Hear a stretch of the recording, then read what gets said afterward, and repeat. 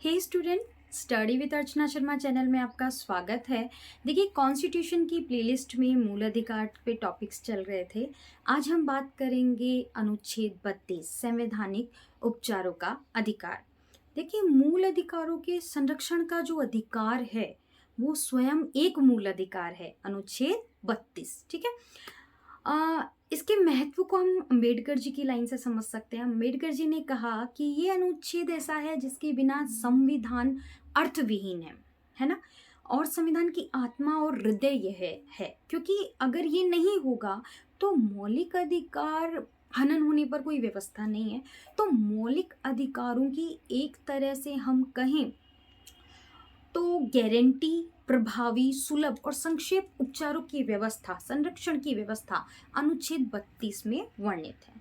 अनुच्छेद 32 को प्रयोग करने की एक अनिवार्य शर्त है मौलिक अधिकार के हनन होने की स्थिति। ठीक है।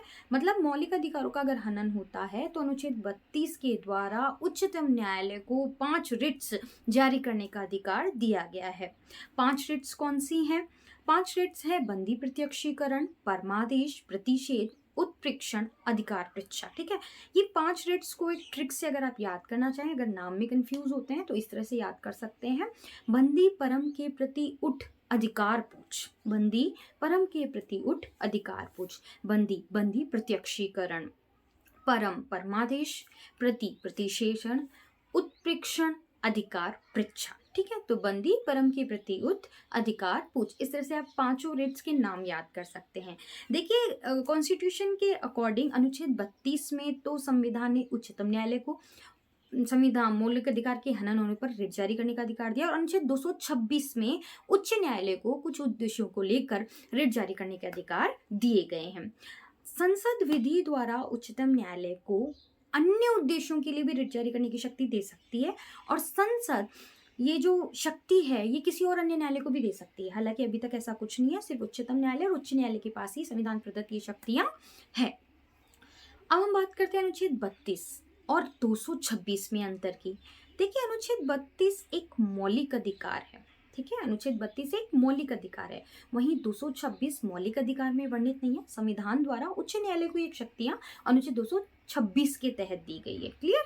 चलिए, अनुच्छेद 32 में जो न्यायिक क्षेत्र है वो अनुच्छेद 226 से थोड़ा कम विस्तृत है। क्यों? क्योंकि देखिए, अनुच्छेद 32 के तहत उच्चतम न्यायालय ये रिट सिर्फ मौलिक अधिकार के हनन होने पर जारी कर सकता है, जबकि 226 में थोड़ा विस्तृत न्यायिक क्षेत्र है, क्योंकि उच्च न्यायालय को विवेक पे आधारित है ये। मतलब इसके अलावा कोई और किसी उद्देश्य के लिए भी उच्च न्यायालय रिट्स जारी कर सकता है। किसी अन्य उद्देश्य से मतलब होगा सामान्य कानूनी अधिकार। ठीक है। चलिए, क्षेत्र की बात करें तो क्षेत्रीय अधिकार में उच्चतम न्यायालय का अधिकार क्षेत्र ज्यादा है, जहां न्यायिक में कम था, है ना। क्योंकि उच्चतम न्यायालय पूरे इंडिया पे है, जबकि उच्च न्यायालय उसका सिर्फ अधिकार क्षेत्र उसका राज्य होगा। ठीक है।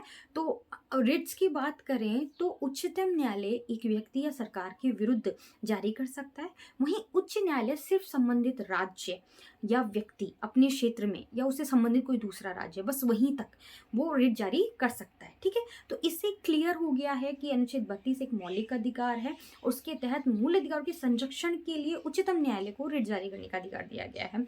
वहीं 226 एक मौलिक अधिकार नहीं है। 226 में उच्च न्यायालय को यह अधिकार दिया गया है, मौलिक अधिकार, और साथ ही किसी अन्य उद्देश्य के लिए भी वो रिट जारी कर सकता है। अब ये चीज क्लियर हो चुकी है। नेक्स्ट वीडियो में हम इन 5 रिट्स के बारे में पढ़ेंगे। Thank you.